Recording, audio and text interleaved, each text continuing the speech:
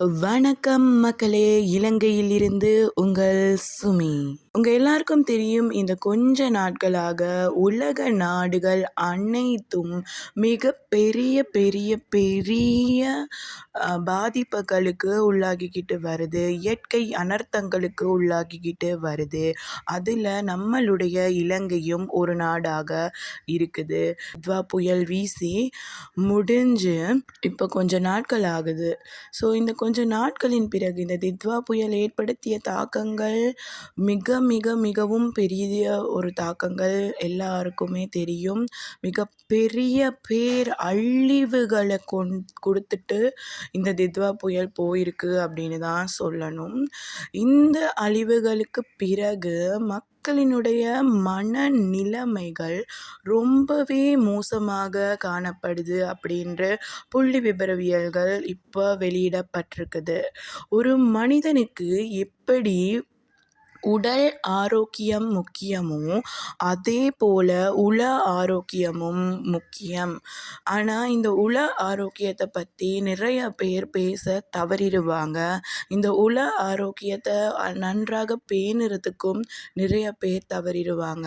ஆனால் உள ஆரோக்கியம் எவ்வளவு நன்றாக இருக்குதோ அப்போதான் உடல் ஆரோக்கியம் அதை விட சீராக இருக்கும். ஸோ இந்த மக்கள் வேதனைகள் இழந்தவைகள் யாராலையுமே அதை ஈடு செய்ய முடியாது. ஆனால் இந்த நிலைமை இப்போ இவங்க இருக்கிற இந்த நிலைமையில இருந்து உள ஆரோக்கியத்தை மேம்படுத்தி கொள்றதுக்காக ஒரு 4 விஷயங்களை நான் இந்த வீடியோவில் எடுத்துகிட்டு வந்திருக்கிறேன்.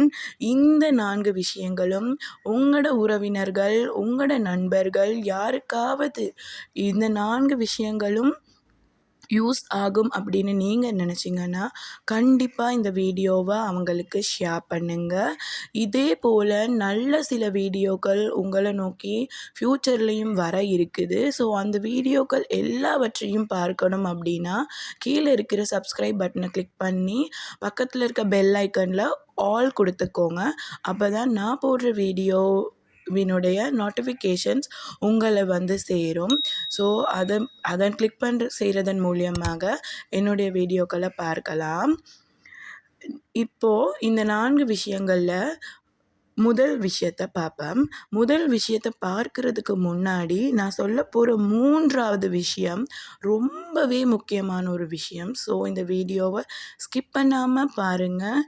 உங்களுக்கு அப்போ தான் நான் சொல்ல வர விடயங்கள் என்ன அப்படின்றது புரியும். ஸோ முதலாவது விடயம், நாங்கள் பிறக்கிறது இறக்கிறதுக்கு தான். எங்களுக்கு கிடைச்சிருக்கிற இந்த வாழ்க்கை நிரந்தரமற்றது. நாங்கள் எப்படி பிறந்திருக்கிறோமோ அதே போல் ஒரு நாள் இறப்போம். எங்களுடைய காலம் நேரம் சரியாக வரும் பொழுது அந்த நேரத்தில் நாங்கள் இறந்து போகக்கூடியவர்கள். இதுவரைக்கும் இந்த உலகத்தில் நிரந்தரமாக பிறந்து உயிர் வாழ்ந்தவர்கள் அப்படின்னு சொல்லி யாரையுமே எங்களால் சுட்டி காட்டவே முடியாது. அப்படின்னா பிறப்பு இருந்தால் கண்டிப்பாக இறப்பு இருக்கும். அது ஒரு இயற்கை வழியிலேயாக இருக்கலாம், அல்லது ஒரு ஆபத்து ஏற்பட்டு ஒரு விபத்து ஏற்பட்டு இதன் மூலியமாக இருக்கலாம், அல்லது இந்த வகையான ஒரு அனர்த்தங்கள் ஏற்பட்டு அனர்த்தங்களின் மூலியமாக இறப்பு ஏற்படலாம். ஸோ பிறந்து நாங்கள் ஏதோ ஒரு நாள் இறக்கத்தான் போகிறோம். அதற்குரிய கால நேரம் ஒழுங்காக கூடி வரும் பொழுது கண்டிப்பாக நாங்கள் போய் சேர வேண்டிய சிச்சுவேஷனில் தான் இருக்கிறோம். ஸோ நம்மளும் இப்போ உயிர் வாழ்ந்து இப்போ பேசிக்கிட்டு இருக்க நாங்களும் ஒரு நாள் இல்லைன்னா ஒரு நாள் இந்த உலகத்தை விட்டு போகத்தான் போகிறோம் அப்படின்றத நாங்கள் மைண்டில் நிலைநிறுத்தி கொள்ளணும். ஸோ இந்த இடத்துல நான் ஒரு 30 செகண்ட்ஸ் பிரார்த்தனை ஒன்றை மேற்கொள்ளணும் அப்படின்னு நினைக்கிறேன். இறந்தவர்களுக்காகவும், ஆபத்துகளில் மாட்டி எங்கன்னே தெரியாத தொலைந்து போனவர்களுக்காகவும், நிறைய விபத்துக்களுக்கு உள்ளாகி உயிரை பணயம் வச்சு இப்போ வாழ்ந்துக்கிட்டு இருக்கவங்களுக்காகவும், எல்லோரினுடைய ஆத்மாக்களும் அழகான முறையில் சாந்தி அடையணும் அப்படின்னும் இப்போ விபத்துக்கள்ல மாட்டி இருக்கிறவங்களுக்கு கூடிய சீக்கிரமாக சுகம் கிடைக்கணும், பழைய வாழ்க்கை நிலைக்கு அவங்க திரும்பணும் அப்படின்னு ஒரு 30 செகண்ட் நம்ம அனைவரும் இப்போ பிரார்த்தனையை மேற்கொள்வோம்.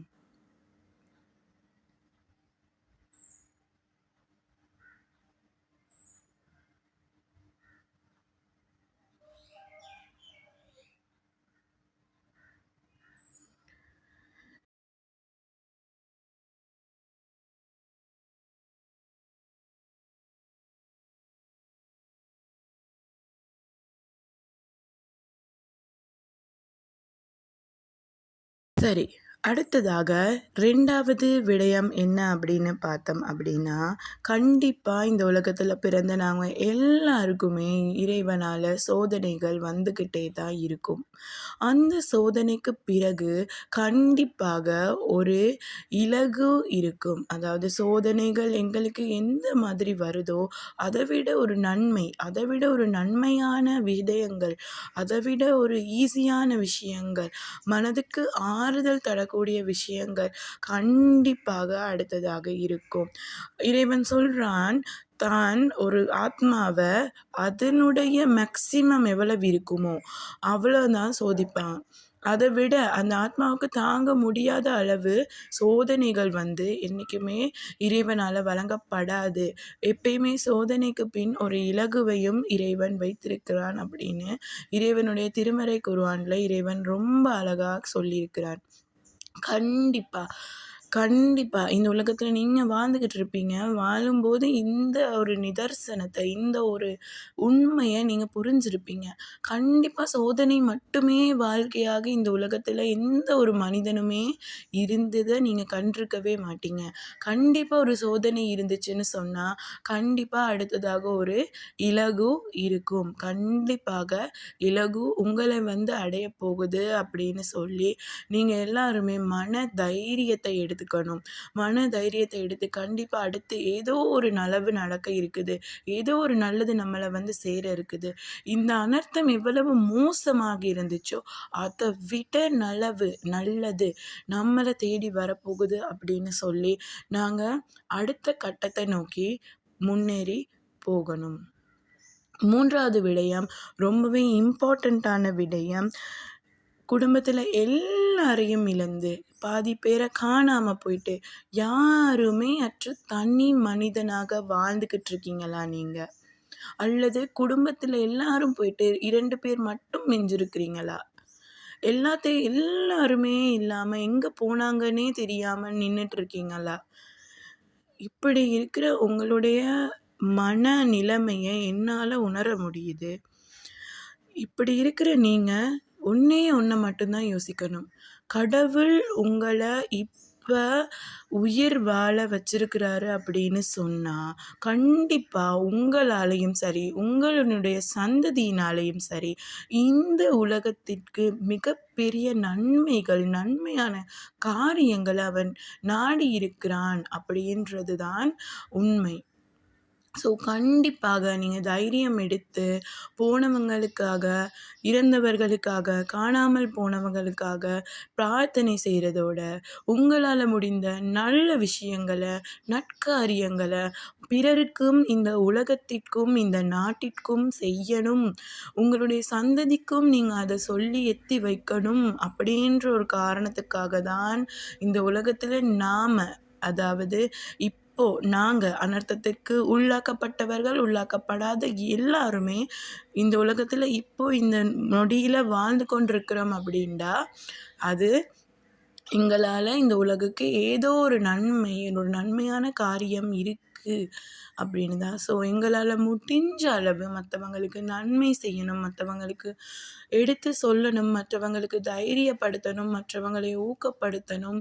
உங்களுடைய இந்த நிலைமை உங்களுக்கு ஒரு இந்த காயம், இந்த இந்த வலி, வேதனைகள் எல்லாத்தையும் நீங்க நல்ல காரியங்களுக்கு உங்கள உத்வேகப்படுத்தி முன்னோக்கி போகிறதுக்காக அப்படின்னு யோசிச்சிங்கன்னா கண்டிப்பாக உங்களால் இந்த உலகத்தை திருப்பி போட முடியும். இறைவன் வச்சிருக்கிறான், அதனால தான் நீங்கள் இப்போ உயிர் வாழ்ந்துக்கிட்டு இருக்கீங்க அப்படின்றத யோசித்து பாசிட்டிவாக யோசித்து அடுத்து முன்னேறி இந்த உலகத்துக்கு நல்ல ஒரு காரியங்களை செய்கிற ஒரு மனிதர்களாக நீங்கள் மாறணும் அப்படின்றது என்னுடைய தாழ்மையான வேண்டுகோள், ஆசையும் கூட. 4வது விஷயம், உடைமைகள், அதாவது உயிரிழப்புகள் இல்லாமல் உடைமைகள் எல்லாமே போயிருச்சு. நான் இப்போ தனியாளா நானும் என் குடும்பமும் நிற்கிறேன். என் 20 வருட உழைப்பு, என் 30 வருட உழைப்பு, என் 50 வருட சேமிப்பு எல்லாமே மண்ணோட மண்ணாக போயிருச்சே அப்படின்னு துயரத்தோட இருந்துகிட்ருக்க உங்களை என்னால் புரிஞ்சிக்க முடியுது. இருந்தாலும் எப்படி நீங்கள் கட்டி எழுப்புனீங்களோ இந்த உலகத்தில், இவ்வளோ நாளாக கொஞ்சமாக இன்னுமே காலம் போயிடல. கண்டிப்பாக இந்த அரசாங்கம் அதிக அளவில் உதவிகளை மேற்கொண்டுட்டு வருது. கண்டிப்பாக அந்த உதவிகள் அனைவருக்கும் ஈக்குவலாக போய் சேரணும். பாதிக்கப்பட்டவர்களுக்கு, தேவையுள்ளவர்களுக்கு போய் சேரணும். அதற்குரிய நடவடிக்கைகளையும் அரசாங்கம் மேற்கொண்டுட்ருக்குது. அப்படி உங்களுக்குரிய அந்த உதவிகள் கிடைக்க பெறாத இடத்து நீங்கள் அரசாங்கத்துக்கு அறிவிக்கலாம், புகார் செய்யலாம். அரசாங்கம் அதற்குரிய வசதிகள் வாய்ப்புகளை ஏற்படுத்தி கொடுத்திருக்குது.